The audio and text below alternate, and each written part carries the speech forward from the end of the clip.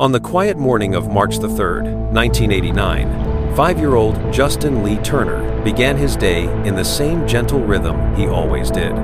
He sat at the small kitchen table inside his family's rural Berkeley County, South Carolina home, swinging his legs while eating a bowl of Cinnamon Crunch cereal. He lived there with his biological father, Victor Turner, and his stepmother, Pamela Turner. Justin's routine was simple. Each weekday, he walked the short distance from his house to a neighbor's driveway, where the school bus picked him up and carried him to Whitesville Elementary School. The neighborhood was rural and close-knit, near the small community of Moncks Corner. Parents knew parents, children rode their bikes by the roadside, and school days began the same quiet way. Justin was known in the area as a cheerful, easygoing boy with blonde hair and a sweet, trusting personality. No one ever described him as a wanderer. He followed routines, he followed rules. He was dependable in the ways that 5-year-olds often are. But on that morning, something happened between the Turner home and the neighbor's driveway. Something irreversible, something devastating. Because Justin never made it to the neighbor's home, he never boarded the bus, and no one ever saw him on his way. When Justin didn't appear at school that day, his small classmates noticed his absence almost immediately. They whispered during morning activities, wondering if he was sick. They assumed he stayed home with a cold or a fever. No one guessed the unthinkable. Not yet. The truth became painfully clear that afternoon. When the school bus returned to Justin's neighborhood, his stepmother waited at the bottom of the driveway, as she always did, expecting to see him step down the bus stairs with his backpack slung over his shoulder. But Justin was not on the bus. He never appeared. And that is when the alarm began. One of Justin's older cousins described that moment years later. They remembered playing at their grandmother's house that afternoon, not yet realizing anything was wrong. Then they saw Pamela Turner walking toward them, looking frantic, asking the children whether they had seen Justin. It was around 4:30 or 5 o'clock in the evening when panic began spreading through the family. That was the moment everyone understood. Something was terribly wrong. Justin's disappearance unleashed confusion, fear, and heartbreak throughout Berkeley County. Law enforcement officers responded almost immediately. Deputies James Gaither and Philip Mason were the first to answer Pamela's 911 call.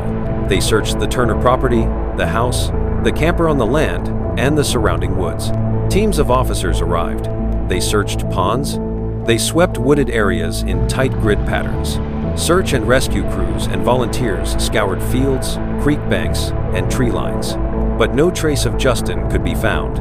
Justin's disappearance was devastating on its own. But the more investigators dug into the family's history, the more they realized that the little boy had already been navigating turbulence long before that Friday morning walk to the bus stop.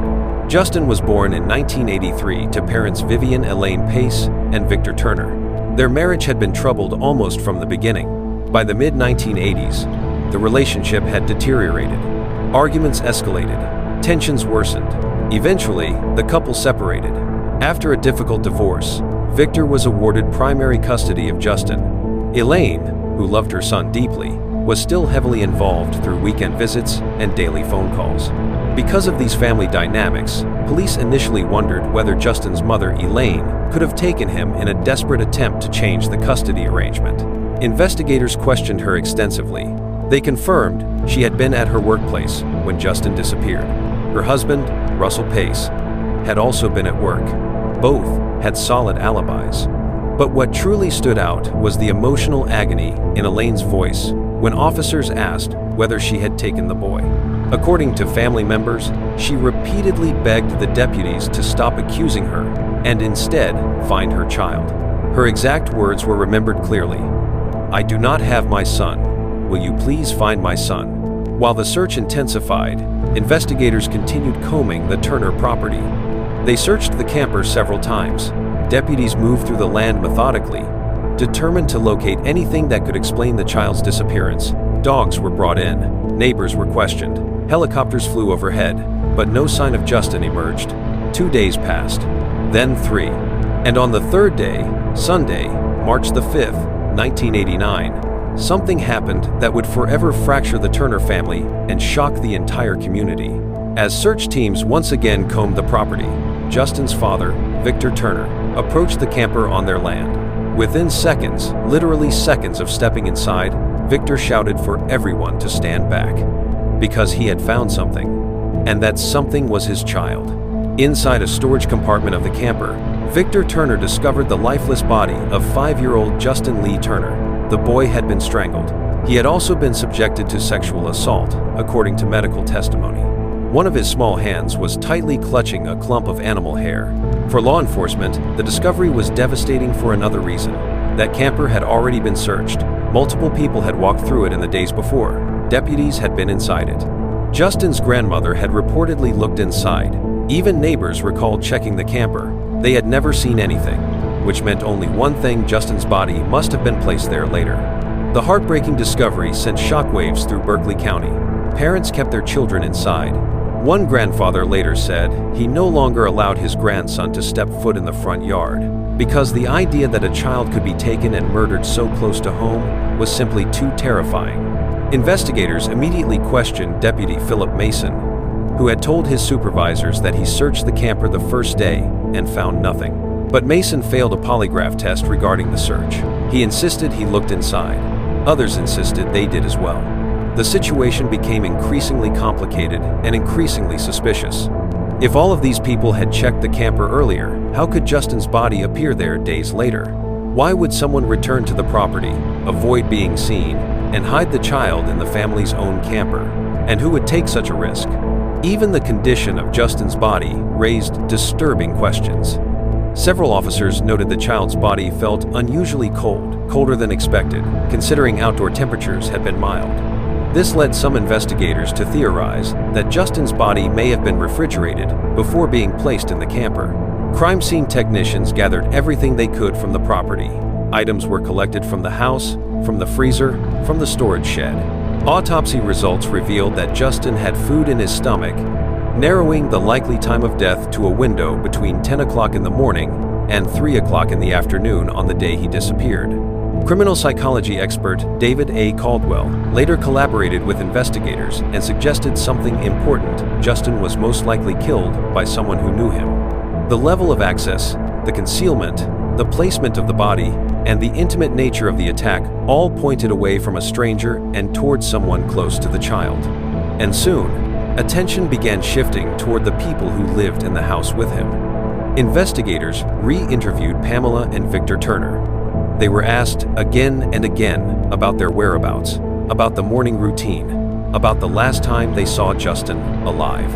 Pamela claimed she had been in the shower when Justin left for school, unaware anything was wrong until the bus returned that afternoon. Victor said he had been at work the entire day, but neither one passed a polygraph test. And days after the tests, the Turners abruptly stopped cooperating with investigators. They secured an attorney and cut off communication with law enforcement, fueling growing suspicions. The sheriff's office was becoming increasingly convinced that someone inside the home knew more than they were saying. During a press conference, Lieutenant Sidney Wren addressed reporters directly. When asked whether there was evidence pointing to someone outside the household, he responded, "To my knowledge, there is none." In the following weeks, more alarming inconsistencies emerged. Pamela Turner eventually admitted she had lied about some of her whereabouts on the day of Justin's disappearance. Witnesses also reported hearing an argument between Pamela and Justin shortly before she claimed to have last seen him alive. Ultimately, a coroner's inquest jury recommended that a homicide warrant be issued for Pamela. She was arrested. But after review by the solicitor's office, all charges were dropped because evidence linking her to Justin's murder was considered insufficient. Pamela changed her name to Megan Turner not long afterward, and she and Victor left Berkeley County entirely, never again contacting investigators about the case. Years passed. Then a child witness came forward in 1991, a 6-year-old boy who claimed he saw Justin being abducted. But after extensive investigation, experts concluded the child had likely imagined elements of the event based on overheard conversations. The claim did not advance the case.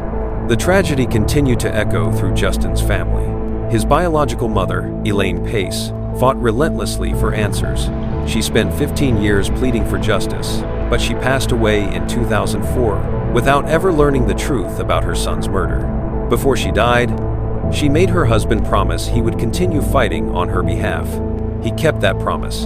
In 2014, Justin's extended family renewed efforts to push the case into public awareness. By 2020, Berkeley County launched a dedicated cold case team. One full-time investigator and 2 volunteers began reopening unsolved cases, including Justin's. Sheriff Dwayne Lewis soon announced new developments. Technological advancements in forensic testing were allowing investigators to examine old fibers, materials, and clothing with techniques unavailable in earlier decades. He revealed that Justin had been strangled and that ligature marks were still present on his neck.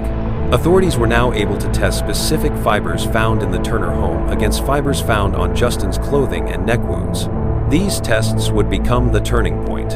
Investigators noted that Justin's shoes and clothing contained almost no debris from outside terrain, a strong indication he had been carried directly from his home to the camper rather than abducted while walking to the bus stop. The location of his body within the camper also suggested that someone familiar with the camper's structure had deliberately chosen a hard-to-access compartment. More disturbing still, investigators documented that Victor Turner found his son's body within mere seconds of entering the camper, an improbable scenario unless he knew where to look. And then came the breakthrough. In early 2021, forensic analysis identified matching fibers linking the Turner household to the wounds on Justin's neck and to his clothing. It was the missing puzzle piece investigators had needed for more than 30 years. Sheriff Lewis credited new forensic science technologies for the discovery. He emphasized that persistent effort, combined with modern tools, had finally given them the evidence required to make arrests. And in January of 2024, 35 years after Justin's murder, authorities arrested his father, Victor Turner, and his stepmother, now known as Megan Turner. Both were charged with murder. But even with those charges, the case continued to twist. During court proceedings in February of 2024, both suspects were granted bond, $50,000 each, and released. Their defense attorneys then introduced a new, startling theory: that a serial killer named Richard Mark Evett might have been responsible for Justin's death. The court agreed to delay rulings so prosecutors could investigate the claim. Meanwhile, prosecutors argued that a dog leash found in the Turner house matched ligature patterns on Justin's neck. Defense experts countered that the leash alone might not fully explain the injuries, suggesting the possibility of an additional collar-like object. The court ordered strict conditions for Victor and Megan: no out-of-state travel, and absolutely no contact with Justin's biological mother's family. Justin's cousin, Amy Parsons, has remained one of the boy's strongest advocates. She was 8 years old when he died, and she has spent decades fighting for justice. She created the Justice for Justin Lee Turner Facebook page and has continued to challenge attempts by the defense to cast doubt on the evidence.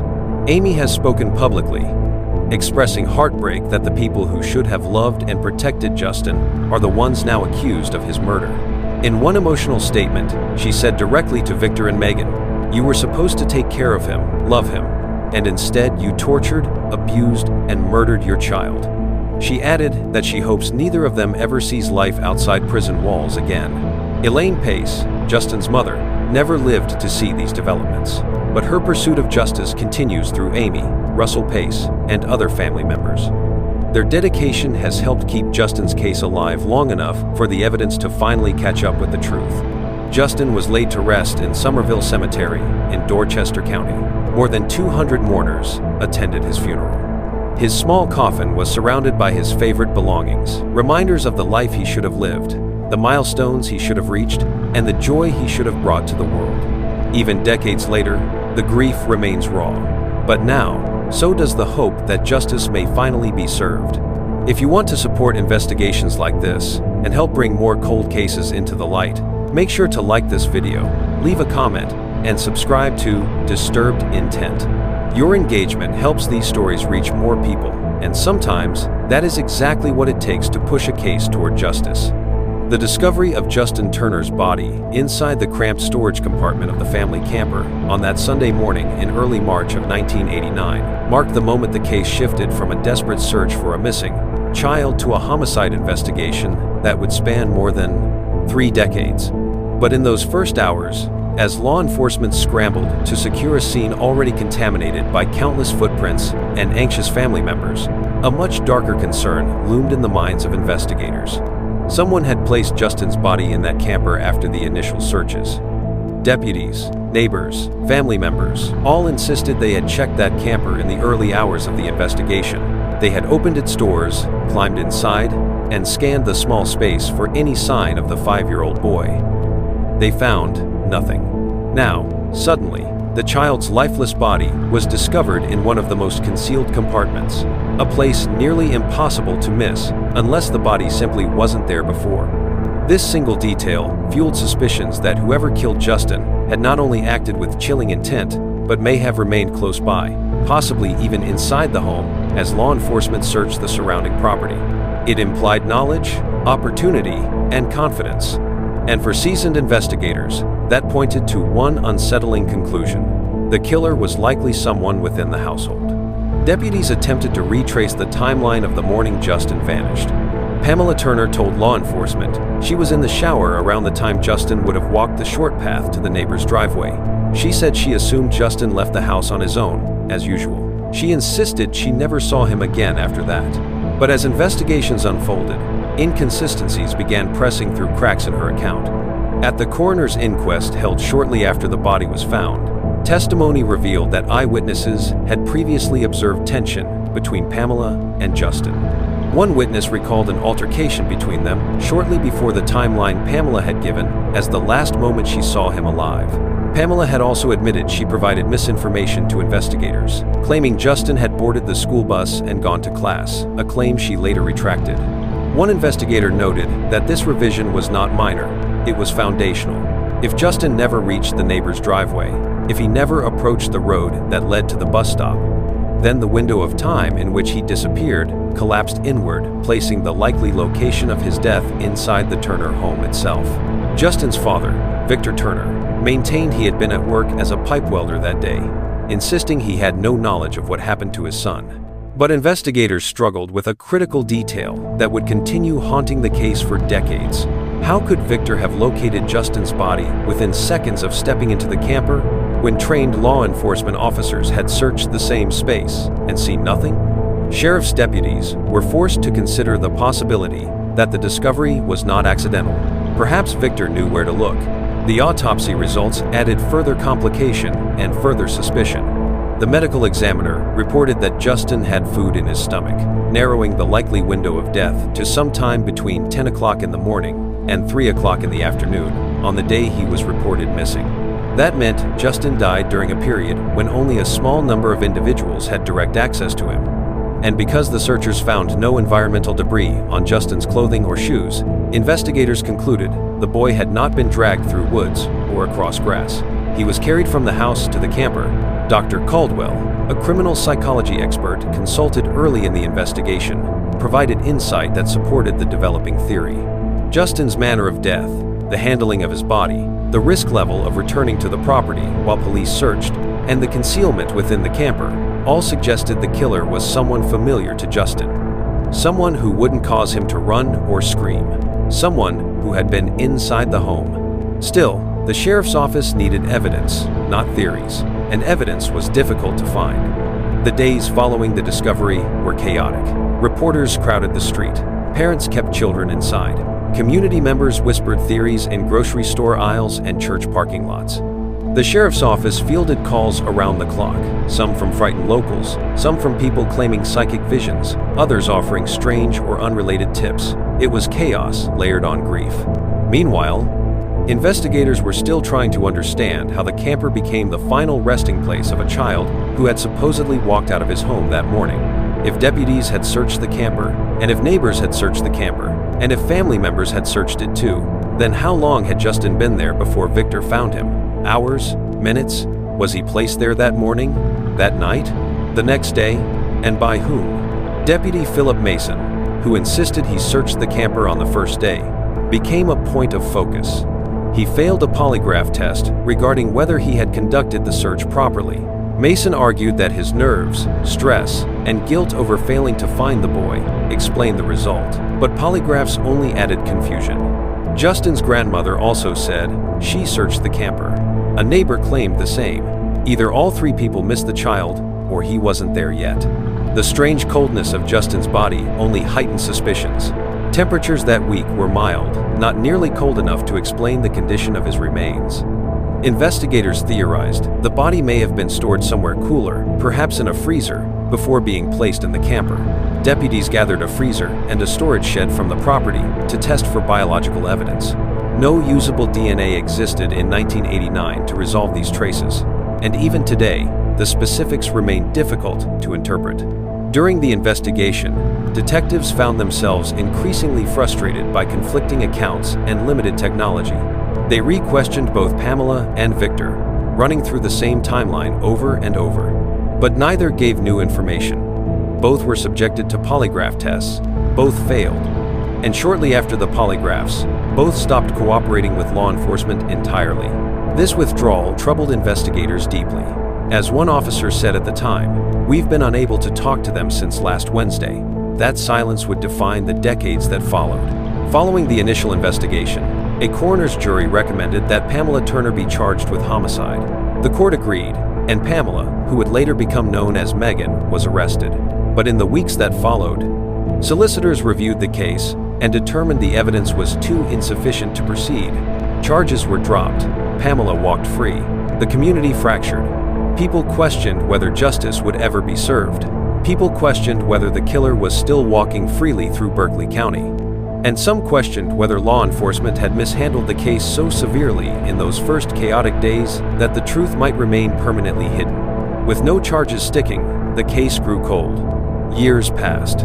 The Turners moved away. They changed their names. They withdrew entirely from public inquiry. They never contacted the sheriff's office for updates or volunteered new information about the case, not once, in more than 30 years. But Justin's mother, Elaine Pace, never stopped fighting. Years of heartbreak weighed on her, but she refused to let the case disappear from public memory. She kept his story alive. She attended hearings. She pushed deputies.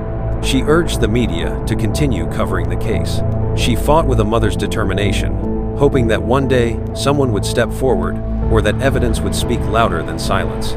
But in 2004, Elaine passed away. She never saw the case progress beyond its long dormancy. Yet before her death, she made her husband promise something important. Do not give up. Keep fighting for Justin. Decades after the child's burial, families on both sides continued searching for answers. Justin's relatives organized vigils, gatherings, and petitions. They pushed investigators and reached out to new sheriffs.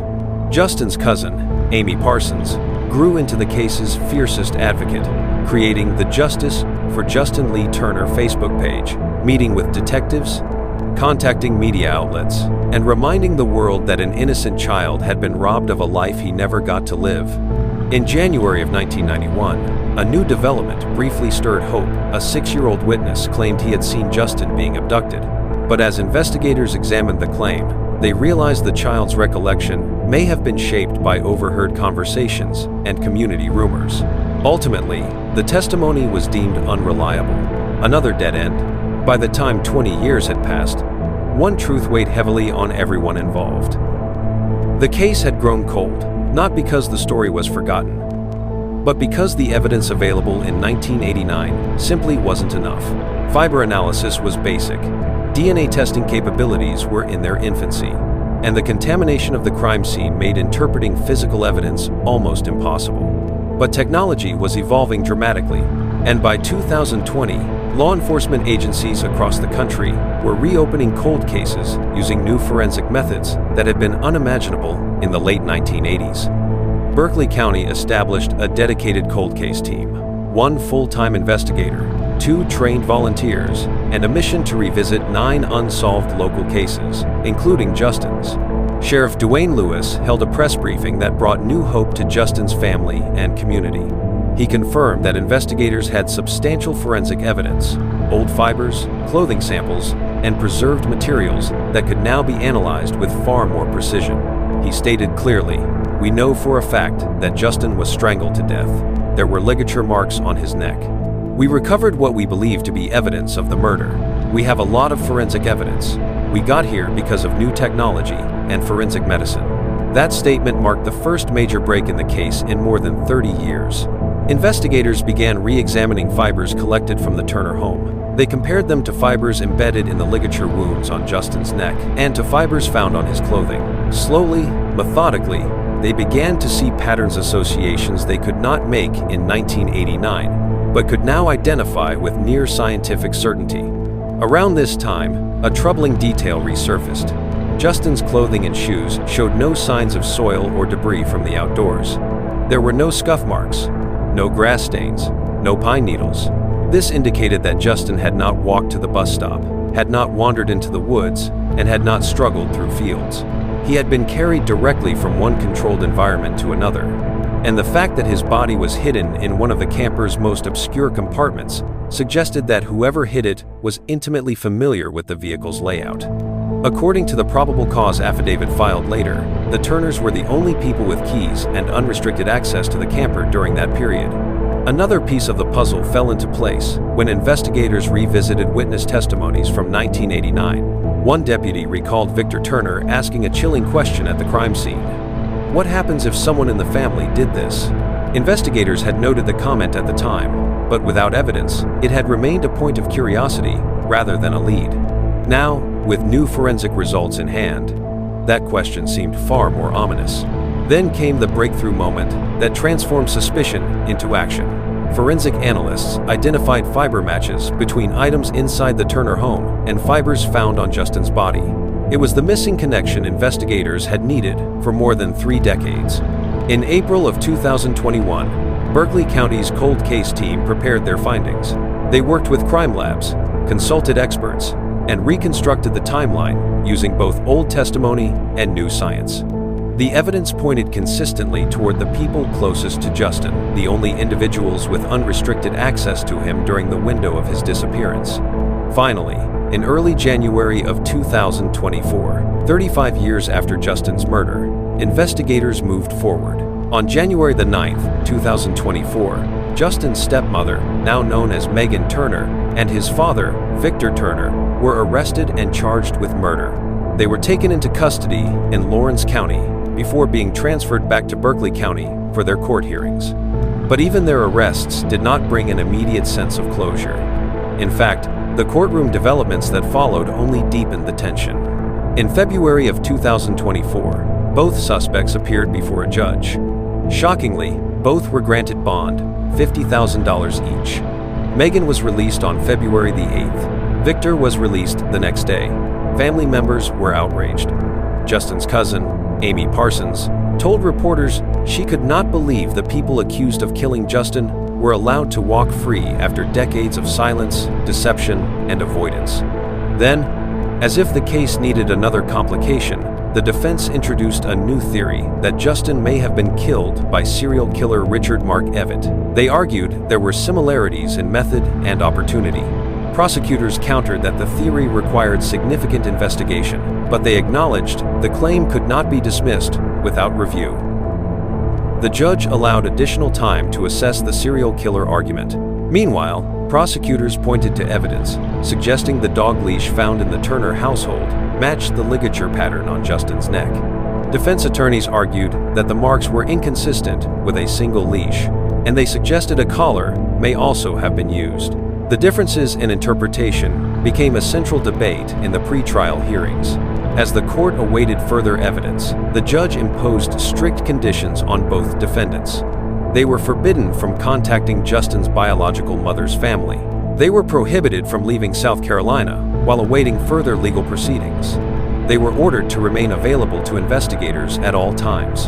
Through all of this, Justin's family held steady.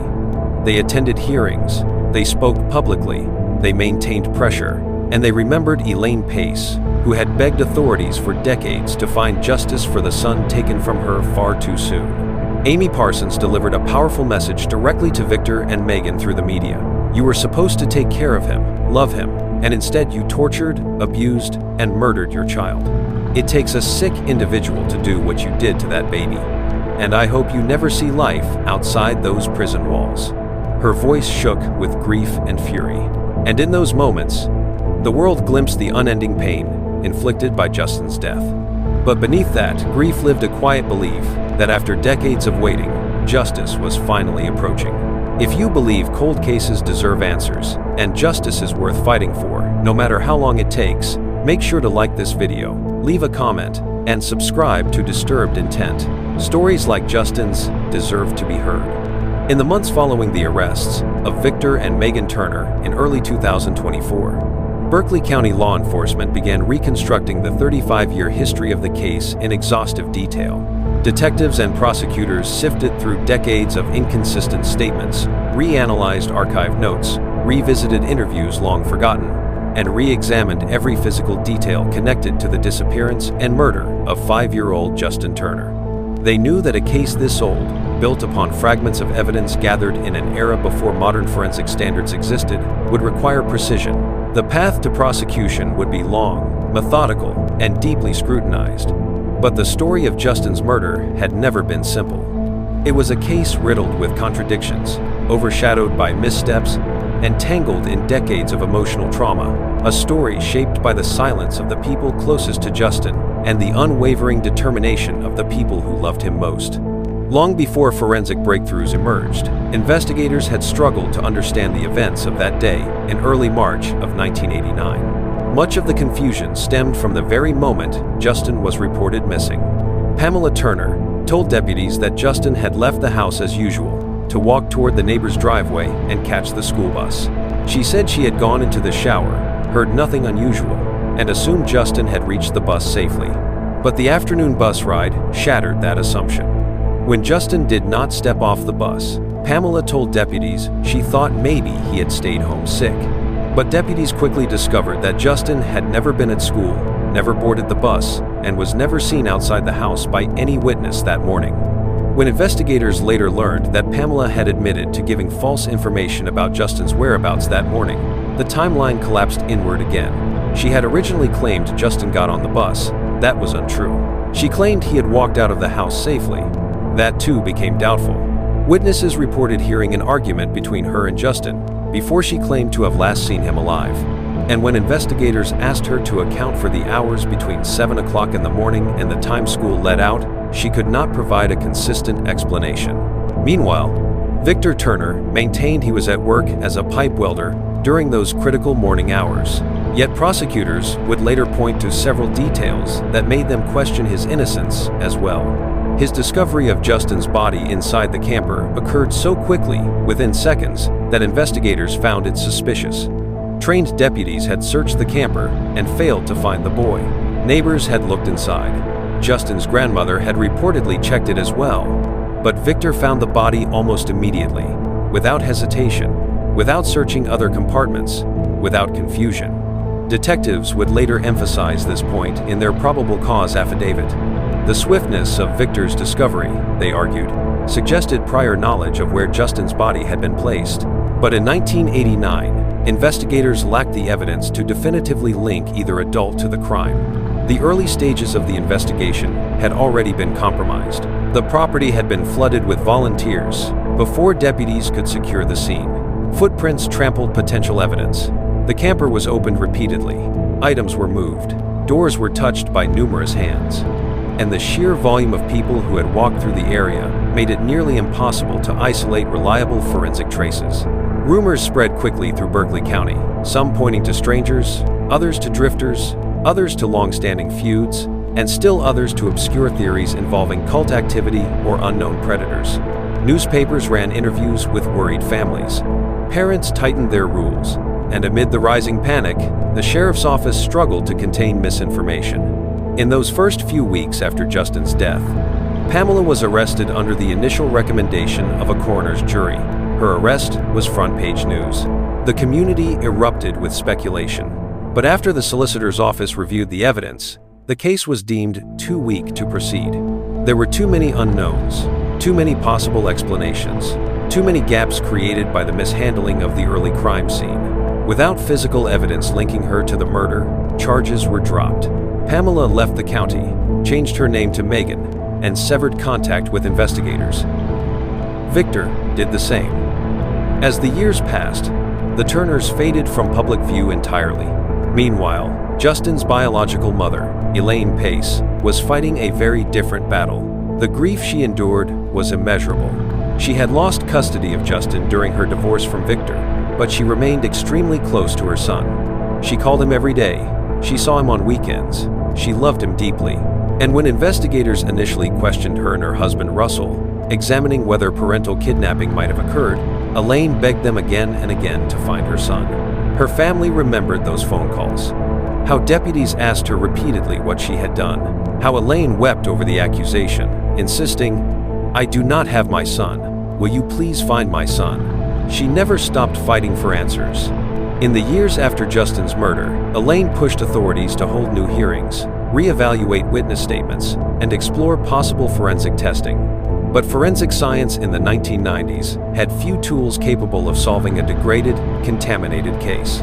When Elaine passed away in 2004, she left this world without answers, without closure, and without justice. Her final request to her husband, Russell, was simple but powerful. Do not give up. Keep this case alive. And he did. In the years that followed, the case quietly persisted through the county's cold case files. Investigators came and went. Interest rose and fell. But the case never fully disappeared. It sat in storage, waiting for science to advance. By 2014, Justin's extended family reignited public interest. They organized renewed efforts to push the case back into the sheriff's office spotlight. They shared Justin's story across local news outlets. They created the Justice for Justin Lee Turner Facebook page, led by his cousin, Amy Parsons. Amy had been 8 years old when Justin was killed. She grew into adulthood, carrying the weight of his memory and the burden of unanswered questions. Amy refused to let Justin's case die. She contacted investigators regularly, urging them to revisit the evidence. She kept newspaper clippings, court documents, and timelines. She spoke at community events about his case. Her determination helped ensure Justin's story never faded away. Meanwhile, technology was evolving. Forensic science was entering a new era, one built on genetic profiling, advanced fiber analysis, digital imaging, and testing techniques that had not existed when Justin was murdered. By 2020, Berkeley County Sheriff Dwayne Lewis formed a dedicated cold case team consisting of 1 full-time investigator and 2 trained volunteers. They reopened 9 cases, including Justin's. This time, investigators had advantages their predecessors did not. The team examined everything: preserved clothing, fibers, ligature marks, original police logs, crime scene photos, autopsy notes, and statements collected decades earlier. They also re-interviewed old witnesses and scrutinized inconsistencies in original accounts. During a press briefing, Sheriff Lewis announced that new forensic evidence had emerged, evidence that had never been available in the 1980s or 90s. He explained that fibers recovered from the Turner home appeared to match fibers found on Justin's neck wounds and on his clothing. He also highlighted the fact that Justin's clothing showed no signs of outdoor debris, supporting the theory that he had not walked through dirt, grass, or wooded areas that morning. Everything pointed back to the home, and investigators now had the technology to prove it. One detail from the original investigation stood out as particularly chilling when re-examined decades later. At the crime scene, as deputies worked to recover Justin's body, Victor Turner reportedly asked an officer, "What happens if someone in the family did this?" It was a question that unsettled investigators at the time, but without physical evidence, it had remained a footnote. Now, in the context of newly analyzed fibers and inconsistencies in Victor's statements, the comment became far more significant. In April of 2021, forensic laboratories produced results that investigators had hoped for since 1989. Fiber analysis confirmed that materials from the Turner household were present on Justin's clothing and neck. This was the connection investigators had needed, the scientific link tying the crime back to the people who lived in the home. Armed with this new evidence, investigators prepared probable cause documents, reconstructed the timeline with modern forensic interpretation, and consulted with legal experts. It took 2 years of detailed work, but finally, in January of 2024, authorities had what they needed. On January the 9th, 2024, Victor and Megan Turner were arrested and charged with murder. For many in Berkeley County, the news delivered a surge of relief, disbelief, and long-dormant grief. After 35 years, there were finally suspects, there were finally charges, there was finally a path forward. But the legal process proved far from simple. In February of 2024, Victor and Megan appeared before a judge for their bond hearing. Despite the severity of the charges, both were granted bond $50,000 each and released with conditions. Family members were stunned. Reporters gathered outside the courthouse. Amy Parsons spoke with intensity and heartbreak about the pain of seeing her cousin's alleged killers walk free, even temporarily. For 3 decades, she had waited for this moment, and now it seemed justice was still slipping between her fingers. But the case became even more complicated when the defense introduced a new theory during pre-trial motions. They argued that serial killer Richard Mark Evatt might have been responsible for Justin's death. They presented documents linking Evatt to violent offenses against children and suggested that certain patterns in Justin's case aligned with Evatt's behavior. Prosecutors pushed back, but acknowledged that any alternate suspect presented by the defense required investigation. The judge agreed. Court proceedings were delayed to allow both sides to examine the new theory. At the same time, prosecutors presented their interpretation of the physical evidence. They pointed to a dog leash found inside the Turner home, which they believed had been used in the strangulation. Defense attorneys argued that the leash alone did not match all the injuries. They suggested that a collar may have been used as well. Forensic experts debated this detail extensively during hearings. Regardless of these disagreements, the fiber evidence remained the strongest link between Justin's injuries and items from within the Turner home. Outside the courtroom, tension grew between the Turner family and Justin's biological mother's family. As a result, the judge issued a strict order prohibiting any contact between the two sides. Victor and Megan were also forbidden from leaving the state while awaiting trial. Meanwhile, supporters of Justin's case flooded social media, shared updates in community groups, and repeated the message that had fueled the investigation for decades. Justice delayed does not have to be justice denied. Amy Parsons continued speaking publicly about Justin, reminding people that he had been a vibrant, happy child whose life was cut brutally short. She condemned the actions of Victor and Megan in emotional statements that made local headlines. For 35 years, she said, you lived your lives while Justin's mother never slept peacefully again. Now, the truth is coming out, and you are finally being held accountable. Her voice shook as she added, you were supposed to care for him. Instead, you destroyed him. Through all of this, the memory of Elaine Pace hung heavily over the proceedings. She had fought tirelessly for justice, but passed away before seeing any forward movement in the case.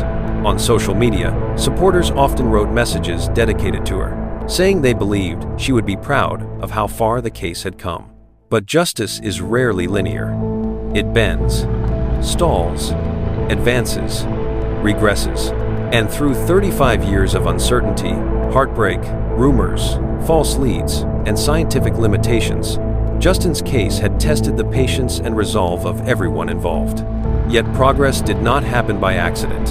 It came from persistence, from the family who refused to forget, from investigators who reopened the case again and again, from evolving forensic methods that could uncover answers previously invisible, and from the unshakable belief that a 5-year-old boy deserved the truth, even if it came decades too late.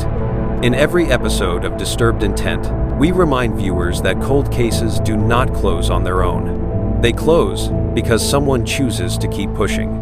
Someone chooses to keep looking. Someone refuses to give up hope. If you want to support stories like Justin's and help keep attention on cases in need of answers, make sure to like this video, leave a comment, and subscribe to Disturbed Intent. It helps the algorithm push these stories into the light where they belong. For 35 years, the case of 5-year-old Justin Lee Turner existed in a strange kind of limbo, not forgotten, not solved, not abandoned, but suspended in a space where grief, error, and unanswered questions intertwine. And as investigators entered the 2020s, armed with technology that did not exist in the late 1980s, they realized that the story of Justin's death was not only about a murder, it was about decades of silence, the long shadow of a fractured family, and a community unable to heal until the truth emerged. After Victor and Megan Turner were arrested in early 2024, the focus of the investigation shifted from discovering the truth to proving it beyond doubt, beyond theory, beyond the heavy fog left by 35 years of confusion and speculation. Prosecutors and investigators knew the road ahead would be steep. No cold case is simple, and this one shaped by an unstable early investigation and complicated timelines, would require extraordinary clarity. But at its heart, the case remained rooted in two questions investigators had been trying to answer since March 3, 1989. Who killed Justin Turner? And why did it take so long for the truth to come out?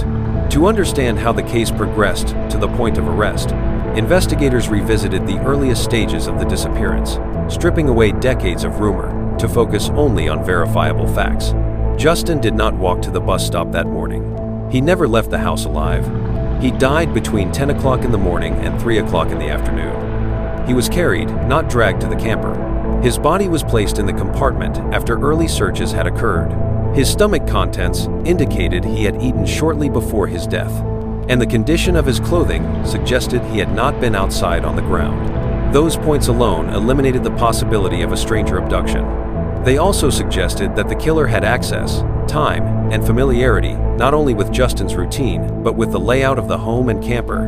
In 1989, those clues fell short of providing a direct link to a suspect.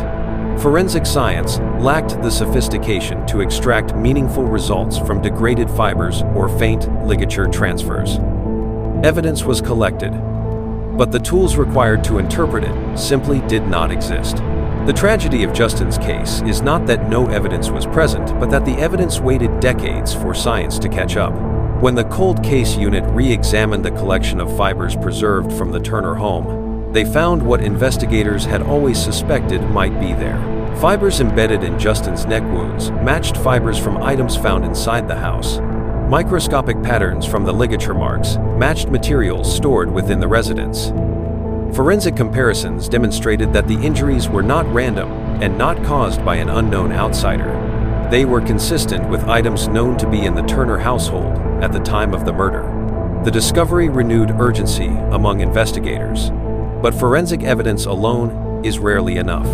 Prosecutors needed a detailed timeline, one that reconciled old witness statements, law enforcement reports, and the Turners' own conflicting accounts. One of the most troubling elements of the case was Victor's reported comment at the crime scene, asking an officer, "What happens if someone in the family did this?" Taken alone, such a comment might be attributed to shock or fear. But combined with his rapid discovery of Justin's body, his failed polygraph, and the mismatched details in his account, it raised red flags investigators could no longer ignore. Why did Victor look in that specific compartment? Why did he know exactly where to go? Why was the door to that compartment not mentioned by any searcher before? How could deputies, neighbors, and family members all miss something so large unless it wasn't there yet? The cold case team's reconstruction concluded that the body had likely been placed in the camper after the early searches had been completed. This theory aligned with the freezer examination, the observations about Justin's unusually cold body, and the lack of decomposition consistent with the warm South Carolina temperatures of that week. Another element investigators revisited was the strained relationship within the Turner household. Testimony revealed that there had been tension between Pamela and Justin on the morning he died. Witnesses reported a conflict. Pamela admitted to lying about key details immediately after the disappearance, and investigators found her inconsistent statements especially significant when examined alongside the timeline of death.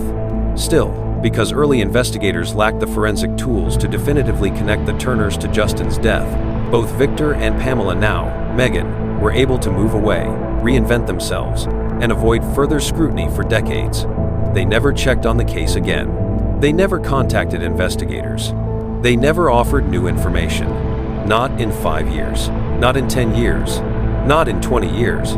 Not even when the case was reopened.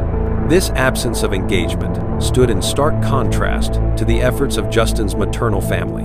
Amy Parsons, now grown, used her social media platforms to raise awareness and pressure the sheriff's office to keep the case alive.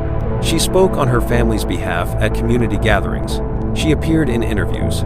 She posted tributes to Justin on anniversaries of his death. She kept his memory active and painful and present. Amy often said that while she missed Justin dearly, the hardest part was watching her Aunt Elaine, Justin's mother, carry a grief that never had an outlet. Elaine believed, with heartbreaking certainty, that her son had been killed within that household. Her suspicion was unwavering. And though she did not live to see it, forensic evidence emerging decades later would echo the very concerns she had raised in the early days of the investigation. By the time Victor and Megan were arrested in January of 2024, the weight of the evidence had shifted significantly. Prosecutors assembled a narrative supported by science, timeline reconstruction, and behavioral analysis. Their argument was clear. Justin died inside the home. He was moved by someone familiar with the property. His body was concealed by individuals with access to the camper's compartments. Fibers from items inside the Turner house were found embedded in Justin's wounds. And both Victor and Megan provided inconsistent or false statements about the events of that morning. During bond hearings, prosecutors outlined these findings publicly for the first time. They also highlighted the Turners' lack of involvement in the case over the decades, their refusal to assist in the search, their failed polygraph tests, their early withdrawal from communication, and their relocation out of the county. Still, despite the seriousness of the charges, the judge granted both defendants a $50,000 bond. They were released under strict conditions, including travel restrictions and orders prohibiting contact with Justin's biological mother's family. The family expressed outrage, heartbreak, and disbelief. For decades, they had waited for a moment when someone would finally be held accountable. They had prepared themselves for the emotional weight of a trial. But now, watching Victor and Megan walk out of jail, the ache returned as the system seemed to falter yet again. But if the bond decision felt like a setback, the next development added an unexpected twist that threatened to muddy the already complex case. The defense introduced a new theory that Justin may have been killed by serial killer Richard Mark Evatt. Defense attorneys argued that Evatt had a history of targeting children and that his movements during the late 1980s should be examined. They pressed the idea that multiple child killings in the region shared similarities, and they urged investigators to consider Evatt's possible involvement. Prosecutors were forced to acknowledge the claim. Legally, any alternate suspect theory must be evaluated. The judge allowed additional time to examine Evatt's criminal history, his location at the time of Justin's murder, and any forensic overlap. The debate over Evatt did not weaken the fiber evidence, but it complicated the courtroom narrative, suggesting that the defense intended to challenge not only the science, but the entire investigative foundation. While legal teams battled over theories, the sheriff's office continued securing old evidence, interviewing witnesses again, and preparing for the enormous task of presenting a decades-old case in a modern courtroom. They knew the defense would attack the early investigative missteps, the contaminated crime scene, the lack of documentation, the conflicting early statements from law enforcement, and the failures to secure the camper before volunteers accessed it. Every misstep of 1989 would return to the forefront. Still, investigators remained confident in the strength of the new forensic analysis. They emphasized that the fiber evidence, combined with the timeline reconstruction, pointed to a clear conclusion. Justin's death was not the work of a stranger passing through Berkeley County. It was the act of someone inside his home. Outside the courtroom, the case continued to touch the people who remembered Justin. His funeral had taken place in Somerville Cemetery, where more than 200 mourners gathered in 1989 to say goodbye. They placed toys, small belongings, and sentimental gifts around his casket objects, representing the childhood he should have lived. Those memories resurfaced as the case re-entered the public eye. For some, the reopening of the case provided hope. For others, it reopened wounds they had spent decades trying to heal. As the case moved deeper into the legal process, local media revisited archived interviews with neighbors who had participated in the original search. One father spoke about how Justin's death changed the way he allowed his grandchildren to play outside. He said he no longer let them even stand in the front yard, afraid that the person responsible had lived among them for years, free and unpunished. Others remembered the moment Justin's grandfather, Elaine's father, received the call that Justin had not returned from school. They recalled the frantic search, the police cars lining the rural roads, the hundreds of volunteers combing the property, and the crushing moment when news spread that Justin's body had been found. These memories became part of the community's collective grief, a grief given new purpose now that arrests had finally been made. For Justin's family, the possibility of justice carried an emotional intensity that was difficult to describe. One relative said, "It's hard to believe that the people who did this could live their lives for 35 years, thinking they got away with it." Another said, "We just want the truth, the whole truth, to finally come out." And in the courtroom, the family's representative, Amy Parsons, delivered an impassioned statement, expressing what many had felt for decades. She turned toward Victor and Megan, her voice filled with emotion, and said, "For 35 years, you enjoyed your freedom. You did not observe one day outside of those prison walls for what you did to Justin. You were supposed to take care of him, love him, and instead, you tortured, abused, and murdered him, your child. It takes a sick individual to do what you did to that baby." Those words echoed across the courtroom, resolute, devastating, and unflinching. Amy's statement was not only an indictment, it was a promise that Justin would not be forgotten, a promise that their silence would not erase his memory, a promise that justice would be pursued for as long as it took. Her strength became a beacon for supporters who followed the case through every update, every hearing, every press release. And as the legal process inched forward, one truth became clear. This case did not survive because the evidence was perfect. It survived because people refused to stop caring. Justin's mother had carried the fight until the day she died.